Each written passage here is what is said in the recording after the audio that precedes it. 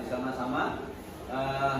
Untuk ketua kelas bisa menyiapkan dulu sebelum kita berdoa. Duduk, siap, gerak. Untuk mengawali kegiatan belajar mengajar, doa mulai. Bismillahirrahmanirrahim. Raditu billahi rabban wa bil islami dinan wa bi Muhammadin nabiyya wa rasulah. Rabbi zidni ilma warzuqni fahma.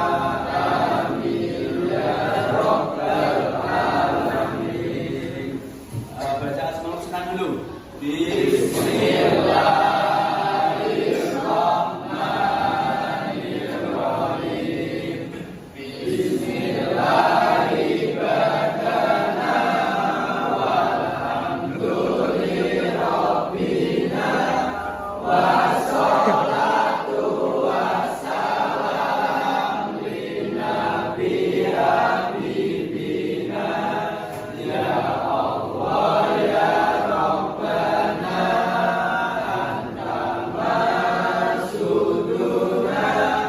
ridhoka madlubuna dunyana wa urana ya Qudus ya Salamu ya Mu'min ya Ali ya Kabiru ya Hafid ya Mufidu ya Hasim ya Jalilu ya Karim ya Dana Salli wa sallim ala Toha Khalilin Rahman wa alihi wa sahbihi ila akhiri zaman. Al-Fatihah.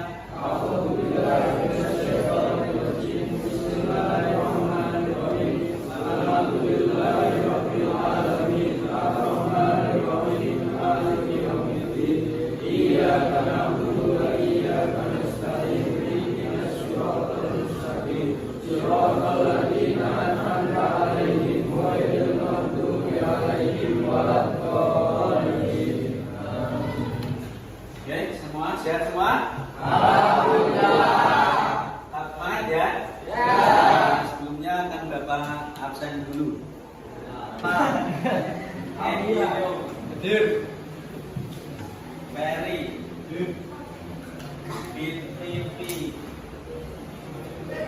Gina.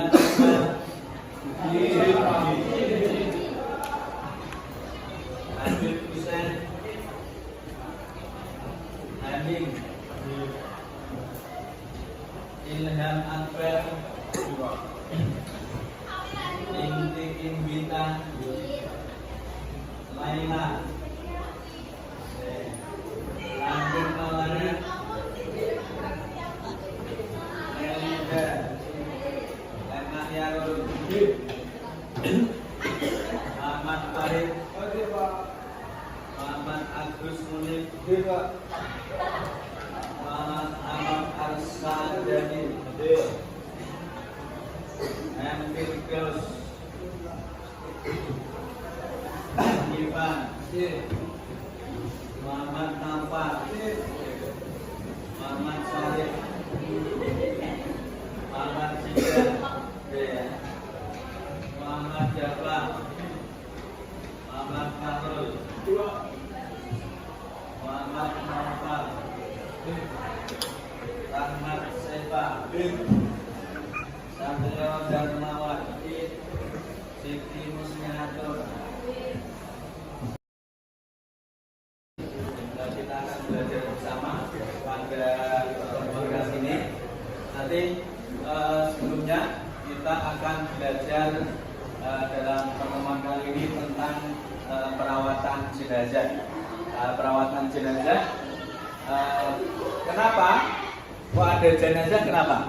Karena ada Ada orang yang meninggal. Pasti Pak, pasti ada nih Pak.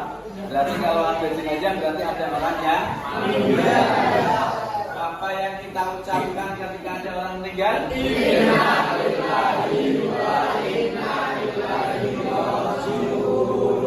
Jadi setiap yang bernyawa ini pasti akan meninggal.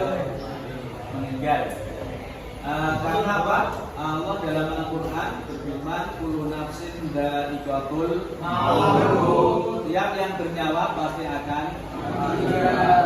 Nah, terus kira-kira kapan ajal kita akan dijemput? Kapan kita meninggal? Tidak ada yang tahu. Sebelumnya bahwa ketika ajal datang, maka tidak ada siapapun yang bisa minta mundur atau minta maju. Bagaimana dalam Al-Quran, idza jaa ajaluhum la yastakhiruna sa'atan wa la yastaqdimun. Jika ajal seseorang datang, maka tidak ada yang bisa meminta mundur atau meminta maju. Nah, maka oleh karena itu kita sebagai umat muslim nanti ada kewajiban kita ketika ada orang yang meninggal, tetangga kita sama muslim yang meninggal, maka kewajiban kita ada 4. Satu apa? Memandikan. Yang kedua, mengkafani. Yang ketiga, mensolatkan. Yang keempat, menguburkan. Nah, selain ini kita juga disunahkan, dianjurkan untuk takziah dan nanti ziarah kubur. Nah, untuk pertemuan kali ini nanti akan Bapak bagi menjadi 5 kelompok. 5 kelompok dari nanti kita akan belajar untuk yang pertama tata cara memandikan jenazah. Nanti akan Bapak tayangkan video pembelajarannya, terus nanti bisa dipraktekkan. Nah, untuk itu sebelum kita melangkah ke selanjutnya, nanti untuk kewajiban-kewajiban kita terhadap orang lain atau sesama muslim yang meninggal ini nanti karena ada 4, terus nanti sampai 1 kelompok lain 5 kelompok. Nanti untuk kelompok 1 urutan ajal 1 sampai 7. Nah, ini nanti berkaitan tentang tata cara memandikan jenazah. Terus kelompok 8 sampai 14 ini nanti untuk membahas tentang tata cara mengkafani. Terus nanti untuk kelompok 3 dari 15 sampai 21 ini nanti tentang tata cara mensolati. Nanti diskusikan di kelompok masing-masing. Terus kemudian kelompok yang keempat dari 22 sampai 28 ini tentang tata cara menguburkan. Terus yang kelompok terakhir ini bagaimana tentang takziah dan ziarah kubur. Nanti kalian bisa mengelompok dari kelompoknya masing-masing, dari kursinya nanti bisa kalian urut kelompokan sesuai dengan kursinya masing-masing. Demikian nanti kita langsung diskusi kelompok. Kalian bisa menempati kursinya masing-masing. Ya anak-anak, untuk lebih jelasnya tentang apa yang akan kita pelajari dan akan kita nanti perdalami dalam kajian ini sesuai dengan RPP yang kedua ya, di PPL ini. RPP kedua, PPL 1 ini yang pertama kita saja langsung pengetahuan 3.7. Nanti kalian berkelompok bisa menganalisis pelaksanaan penyelenggaraan jenazah.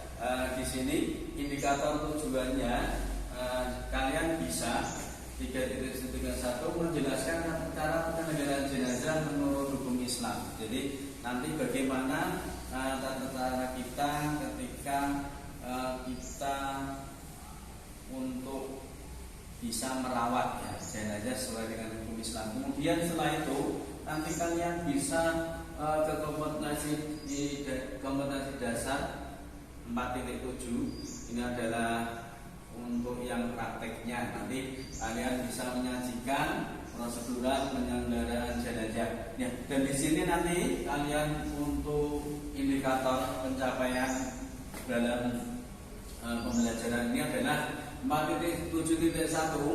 Kalian bisa mempraktekkan penyelenggaraan jenazah. Nanti dipraktekkan. Kalau kemarin sudah mempraktekkan tata cara memandikan jenazah, kemudian yang selanjutnya adalah 4.7.2 menyajikan tata cara memandikan jenazah. Maka sudah memandikan jenazah. Selanjutnya adalah 4.7.3 menyajikan tata cara mengkafani jenazah. Dan nanti ada video pembelajaran dan juga kita akan belajar bagaimana tata cara mengkafani jenazah. Oke, selanjutnya untuk yang keempat, setelah nanti tadi sudah disediakan, sudah disiapkan, kemudian yang keempat angkat mayat atau jenazah dengan hati-hati, kemudian dibaringkan di atas kain kafan tersebut ya, kain kafan yang sudah dibentangkan. Kemudian yang kelima, tutup jenazah itu dengan kapas yang telah disediakan tadi. Kan tadi sudah disediakan untuk penutup itu. Yang keenam adalah kain kafan tersebut diselembutkan atau ditutupkan dari lembar yang paling atas sampai lembar yang paling bawah. Kemudian ikatlah dengan tali kain yang telah disediakan. Semain tali mengikat mayat adalah disimpul hidup di sebelah kiri, artinya jangan tali kaki, nanti bisa, karena ketika nanti pas penguburan kan setelah berikut ini adalah cara menggapai jenazah. Ini dalam video pembelajaran ini ditampilkan bagaimana setelah dikafani mulai diikat ya, dengan tali jenazah yang sudah dikafani tadi, kemudian nanti ditali semuanya. Oke, lanjut ya. Oke, ini ya, ini untuk tali yang disediakan. Ini kan tadi sudah dalam tayangan video tadi sudah ada yang ditali, tapi belum benar. Kalau ini talinya sudah benar ya, sudah menutupi semua, sudah diikat itu sampai ada yang paling ujung, bisa dikatakan nun pocongnya, dan pocongnya, dan pocong, takut pocong ya. Ini kemudian ini sudah lengkap untuk tali di jenazah atau mayat yang sudah diikat tali pocongnya. Berikut ini untuk tayangan dari videonya. Ini dari tayangan atau gambar jenazah yang sudah dikafani lengkap dan sudah ditali. Ini sudah lengkap. Nanti setelah ini baru nanti bisa dimasukkan di keranda jenazah.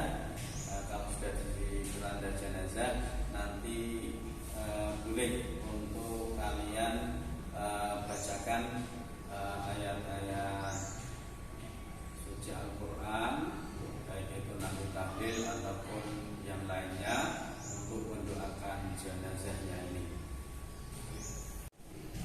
Oke, untuk tadi sudah kalian saksikan dan sudah nanti dipraktekkan, sudah kalian praktekkan juga tentang tata cara penyelenggaraan jenazah. Yang kali ini adalah bagaimana kita dalam mengkafani jenazah. Nah, untuk selanjutnya, kenapa jenazah itu harus dikafani?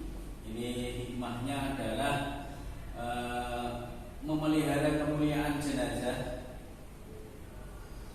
kemudian menutup aib jenazah ketika dikafani, nanti aibnya tidak kelihatan, kemudian kemuliaan mulia jenazahnya tidak jenazah tanpa diurus. Ini sudah diurus, berarti diselenggarakan tata cara penyerahan jenazah dengan baik. Kemudian karena setelah kain kafan dipasang, kemudian dikafani jenazah tersebut, dengan begitu auratnya tertutup. Bagaimana manusia di sini adalah karena semua kedudukannya sama di sisi Allah. Jadi semua yang meninggal, baik itu kaya, baik itu miskin, ataupun orang yang berada, ataupun orang yang tidak mampu, ini semuanya nanti kain. Pakaiannya adalah kain putih sebagai kain kafan. Kalau sudah seperti ini, tidak ada kesombongan lagi, karena semuanya manusia itu sama di sisi Allah Subhanahu wa Ta'ala. Demikian, nanti bisa kalian praktekkan ya, nanti bisa lanjut ke diskusi dan nanti prakteknya. Demikian untuk pemahaman materi. Jelasnya nanti ada evaluasi di akhir dari tugas kita ini. Lanjut ya. Oke ya, ini tuh sudah terbagi menjadi 5 kelompok. Ini kelompok 1 tentang apa tadi? Tata cara memandikan jenazah. Ini kelompok 2 tentang tata cara mengkafani jenazah. Oke, yang kelompok 3 yang kelompok 3 mana? Kelompok 3 tentang menghormati jenazah. Kelompok 4 ini tentang apa? Tentang jenazah. Ini yang terakhir kelompok 5. Silakan nanti kalian buat pembahasan tentang apa sub materi yang ada di tugas kelompok kalian masing-masing. Kemudian nanti dipresentasikan dari perwakilan masing-masing. Nanti ada yang maju satu persatu mempresentasikan. Kemudian untuk yang lain nanti bisa menanggapi, ya. Yang lain bisa menanggapi dari kelompok ini.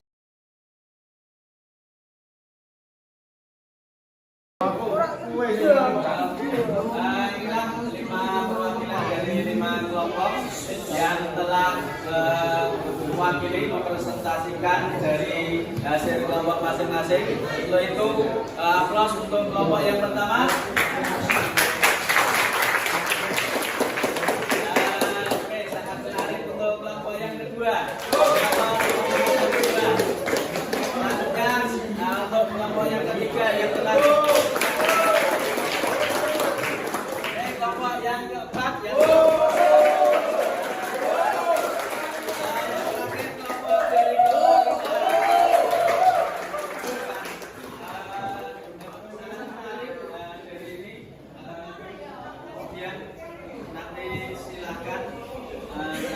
kita kembali ke kelompok masing-masing ya. Silakan. Silakan.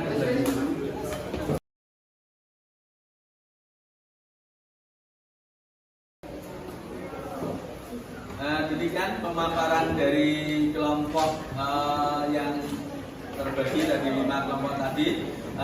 Berikan aplaus untuk kalian semua. Dari kesimpulan saya tadi dari kelompok 1, nanti untuk lebih dipertajam lagi tentang kaitan dengan tata cara untuk memandikan jenazah ya, lebih detail lagi. Untuk kelompok 2 nanti untuk lebih diperjelas lagi bagian-bagian yang kiranya nanti untuk tata cara mengkafani jenazah. Kelompok 3 yang tadi berkaitan dengan mensolati jenazah, kelompok 4 yang berkaitan dengan kuburkan, terus yang kelima tata cara dengan kaitan dengan takziah dan ziarah kubur. Dari ini bisa dapat Bapak simpulkan bahwa ketika ada orang yang meninggal, sebagai kita seorang Muslim, ini kewajiban kita sebagai umat Muslim, apalagi kalau memang itu keluarga kita paling tidak bisa ikut merawat jenazah keluarga kita dan mendoakannya sampai kita mengantar ke liang kuburnya, kemudian kita mendoakan. Dengan begini kita disunahkan untuk ziarah kubur, ya. Hukumnya sunnah. Pada awalnya ziarah kubur itu dilarang oleh Rasulullah, tapi kenapa dilarang pada dahulu? Karena ketika Islam masih lemah, ya, belum kuat. Nah, setelah Islam kuat, kemudian Rasulullah menganjurkan untuk ziarah kubur. Dalam hadisnya, kuntu nahaitukum an ziyaratil qabri fazuruha, yang artinya saya awalnya melarang untuk ziarah kubur, kemudian saya menyuruh atau menganjurkan untuk ziarah kubur. Karena dengan ziarah kubur itu pertama kita bisa mendoakan keluarga kita, yang kedua nanti bisa mengingat-ingat bahwa suatu saat kita juga akan meninggal, ya. Kemudian mendoakan untuk ahli kubur kita, jangan sampai kita lupa tentang keluarga kita semua. Demikian dapat Bapak sampaikan, nanti bisa diperdalam lagi pada pertemuan yang akan datang. Kita baca hamdalah bersama-sama.